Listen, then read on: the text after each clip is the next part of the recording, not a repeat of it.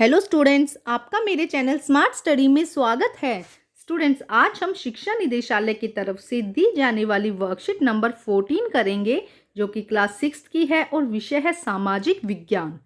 ये वर्कशीट 13 नवंबर 2020 की है। तो आइए शुरू करते हैं आज की वर्कशीट शुरू करने से पहले प्लीज़ मेरे चैनल को सब्सक्राइब कर दीजिए। आइए शुरू करते हैं वर्कशीट हमारे अतीत पाठ 2, पशुपालन, भोजन भंडारण और स्थायी जीवन की ओर। बेटा, अभी तक हम देख रहे थे जो हंटर गैदरर थे वो शुरू में अपने भोजन के लिए एक जगह से दूसरी जगह तक जा रहे थे, भटक रहे थे, लेकिन धीरे धीरे उन्होंने एक जगह पर रुकना शुरू किया और अपना स्थायी जीवन की ओर कैसे वो अग्रसर हुए वो हम आज की वर्कशीट में देखेंगे। तो आइए देखते हैं। हजारों साल के दरमियान मानव धीरे धीरे पशुपालन और खेती को अपना लिया। अब धीरे धीरे क्या हुआ, मनुष्य को ये लगा, मानव को ये लगा कि पशुपालन करना, जीव जंतुओं को अपने पास में रखना और खेती करना उसे थोड़ा आसान लगने लगा, और इसलिए वो एक जगह पर रुकना शुरू कर दिया। दूध और मांस प्राप्त करने के लिए उसने पशुपालन शुरू किया। किसके लिए? देखो, दूध के लिए और मांस के लिए उसने पशुपालन शुरू किया, जो भोजन का एक अच्छा स्रोत है। वास्तव में पशुपालन चलता फिरता खाद्य भंडार है। देखो, पशुपालन के चलता फिरता हुआ खाद्य भंडारण, जब भी आपको ज़रूरत है आपको उससे दूध मिल जाता है, आपको उससे मांस मिल जाता है। जब मानव ने पौधे उगाने शुरू किए तो उनकी देखभाल के लिए उन्हें एक ही जगह पर लंबे समय तक रहना पड़ा। बीज बोने से लेकर फसलों को पकने तक, पौधों की सिंचाई करने, खरपतवार हटाने, जानवरों और पक्षियों से उनकी रक्षा करने जैसे बहुत सारे काम शामिल थे। अनाज को भोजन और बीज दोनों के रूप में बचाकर रखना आवश्यक था। तो देखो किस तरह से उसने एक स्थान पर स्थायी जीवन कैसे व्यतीत करना शुरू किया कि शुरू में क्या हुआ, बीज बोए उन्होंने। अब बीज की देख रेख के लिए उनको पकने तक का समय लगता था, पौधों की सिंचाई के लिए, खरपतवार के लिए, जानवरों से बचाने के लिए, पक्षियों से बचाने के लिए बहुत सारे काम थे। इसकी वजह से क्या हुआ, वो एक जगह पर रुकना उन्होंने शुरू कर दिया। अनाज को भोजन और बीज दोनों के रूप में बचा कर रखा। अब अनाज का उन्होंने क्या किया, भोजन के रूप में भी यूज़ किया और बीज के रूप में उनको बचा कर भी रखा, क्योंकि नेक्स्ट टाइम के लिए, नेक्स्ट जब सीजन आएगा तो उसको एज ए बीज यूज़ करके हम नया पौधा लगा सकते हैं।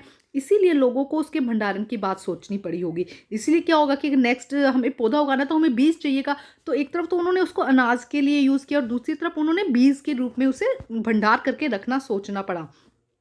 इस तरह मानव ने स्थायी जीवन की ओर कदम बढ़ाए। इस तरह क्या हुआ, जब एक ही तरह उन्हें खाना पानी, वो क्यों भटक रहे थे खाने के लिए, जो हंटर गैदरर्स थे, जो पुराने लोग थे, वो क्यों एक जगह से दूसरी जगह जा रहे थे, खाना पानी के लिए जा रहे थे। वो एक जगह पे रहते थे, जो पेड़ पौधों से फल फ्रूट्स खत्म हो जाते थे, फिर वो नई जगह चले जाते थे। अब उन्हें एक ही जगह सब चीज़ें मिल रही थी, तो उन्होंने क्या किया, एक तरफ अपने एक स्थायी जीवन की ओर उसने अपने कदम बढ़ाए।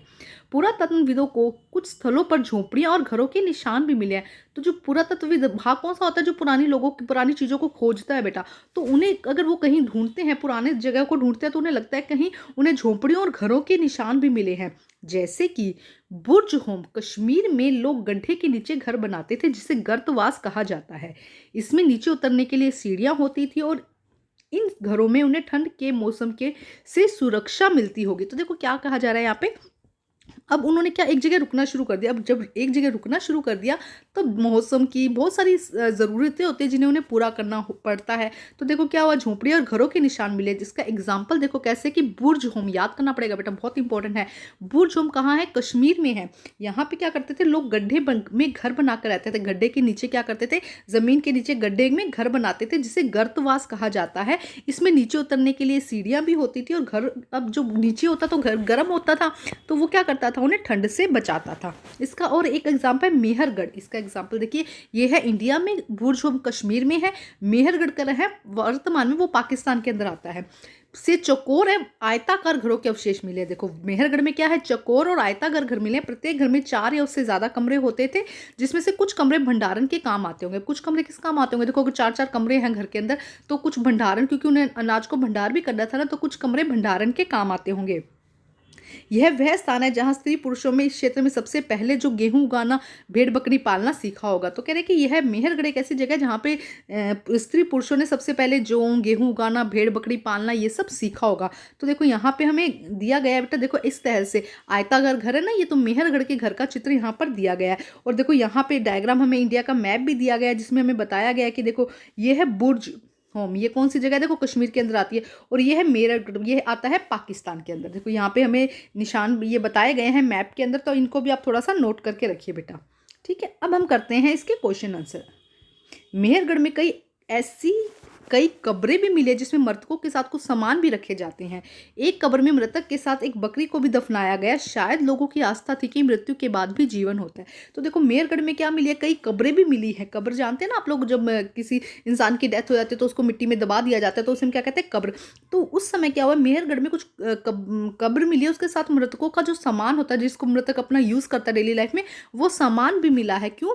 कि जैसे कि एक एग्जाम्पल बताया कि एक मृतक के साथ एक बकरी को भी दफनाया गया, मृतक को दफनाया गया और उसके साथ एक बकरी को दफना दिया गया। क्यों? क्योंकि उस समय के लोगों को लगता था कि शायद इनकी आस्था थी उन लोगों की कि मृत्यु के बाद शायद इन लोगों को उनकी ज़रूरत होगी या इस तरह का कोई सामान उन्हें चाहिए होगा, क्योंकि मृत्यु के बाद भी जीवन होता है। वो लोग इस तरह की आस्था रखते थे, विश्वास रखते थे।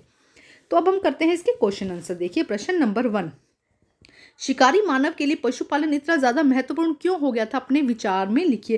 क्यों हो गया था? देखो वो रुक गया था एक जगह, उसे खाना पानी के लिए, मांस के लिए, दूध के लिए, ये सब चीज़ें चाहिए थी, पशुपालन है ना, इसीलिए क्या हो गया था, पशुपालन इनके लिए इंपॉर्टेंट हो गया था। तो आइए करते हैं इसका आंसर हम।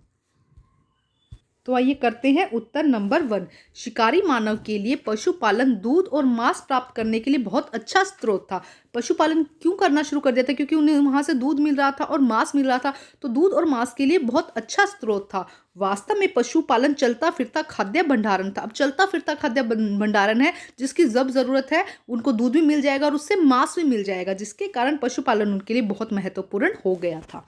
तो ये है बेटा फर्स्ट क्वेश्चन का आंसर। शिकारी मानव के लिए पशुपालन दूध और मांस प्राप्त करने के लिए बहुत अच्छा स्रोत था। वास्तव में पशुपालन चलता फिरता खाद्य भंडार था, जिसके कारण पशुपालन उनके लिए ज्यादा महत्वपूर्ण हो गया था। अब हम करते हैं क्वेश्चन नंबर 2। देखिए बेटा प्रश्न नंबर 2, खेती करने वाले लोग एक ही स्थान पर लंबे समय तक क्यों रहते थे? अब देखो खेती करने वाले लोगों को तो लंबे टाइम तक एक ही जगह रहना पड़ेगा ना। क्यों? बीज उगने से लेके पौधे बनने में बहुत टाइम लग जाता है, उसकी देखभाल करने में बहुत टाइम लग जाता है ना, इसीलिए उनको एक जगह तक लंबे समय तक रुकना होता था। तो आइए करते हैं उत्तर नंबर 2। तो देखिए बेटा उत्तर नंबर 2, किसी भी पौधे की बुआई से लेकर फल आने और फिर सूख कर उसका बीज तैयार करने में कई महीनों से साल लग जाते हैं। अब देखो क्या उन्होंने खेती करनी शुरू करी, तो किसी भी पौधे की बुआई, उसके बीज को बोने से लेकर फल आने और फल को सूख कर बीज बनने में कई महीनों से लेकर वर्षों सालों का समय लग जाता है। इन्हीं वजहों से आरंभिक लोग लंबे समय तक एक ही जगह पर रहते थे। इसीलिए से क्या हुआ, उनको एक जगह पर रहना पड़ा, क्योंकि उन्होंने बीज बोया, वो उसके फल का इंतजार करेंगे, बीज से पौधा बनेगा, पौधे से फल बनेगा, इसीलिए उसके साथ में उसकी देखभाल करने के लिए भी, इसमें भी ये भी ऐड कर दीजिएगा कि उसकी देखभाल करने के लिए, उसको सिंचाई करने के लिए, जानवरों से बचाने के लिए उनको एक जगह पर रुकना पड़ा। तो आइए अब करते हैं प्रश्न नंबर 3 हम।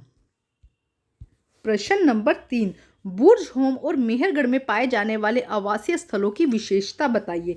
तो बुर्ज होम और आवासीय और मेहरगढ़ में पाए जाने आवासीय की विशेषता बेटा हम पढ़ चुके हैं इसके अंदर। तो देखो यहाँ से आ जाएगा आपका आंसर, थर्ड क्वेश्चन का आंसर। बुर्ज होम कश्मीर में लोग गड्ढे के नीचे घर बनाते थे, जिन्हें गर्तवास कहा जाता है। इनमें नीचे उतरने के लिए सीढ़ियां होती थी। ये हमारा बुर्ज होम का आ जाएगा। और मेहरगढ़ का पूछा है तो मेहरगढ़ में चौकोर तथा आयताकार घरों के अवशेष मिले हैं। प्रत्येक घर में 4 या उससे अधिक कमरे होते थे, जिसमें से संभवतः कुछ भंडारण के काम आते होंगे। ठीक है, तो आप ये लाइन रहने दीजिएगा, लास्ट वाली लिखना आप यहीं तक कर लीजिएगा। ठीक है, कमरे की विशेषता पूछिए ना उन्होंने घर की, तो ये हो जाएगा थर्ड का आंसर। ये हो जाएगा ए पार्ट, जिसमें हमें बुर्ज होम के बारे में बताना है। ये बी मेहरगढ़ की। ठीक है, एक बार फिर देखते हैं। बुर्ज होम में लोग गड्ढे के नीचे घर बनाते थे, जिन्हें गर्तवास कहा जाता है। इनमें नीचे उतरने के लिए सीढ़ियां होती थी। मेहरगढ़ में चौकोर और आयताकार घरों के अवशेष मिले हैं। प्रत्येक घर में 4 या उससे अधिक कमरे होते थे। ठीक है स्टूडेंट, अब हम करते हैं प्रश्न नंबर 4, गर्तवास का चित्र बनाइए। तो बेटा गर्तवास का आपकी एनसीईआरटी में भी डायग्राम दिया गया है। आप गर्तवास का चित्र बनाइए। आपको मैं दिखाती हूँ, इस तरह से डायग्राम होगा, आप उस तरह से बनाने की कोशिश कीजिएगा। तो आइए करते हैं प्रश्न नंबर 4।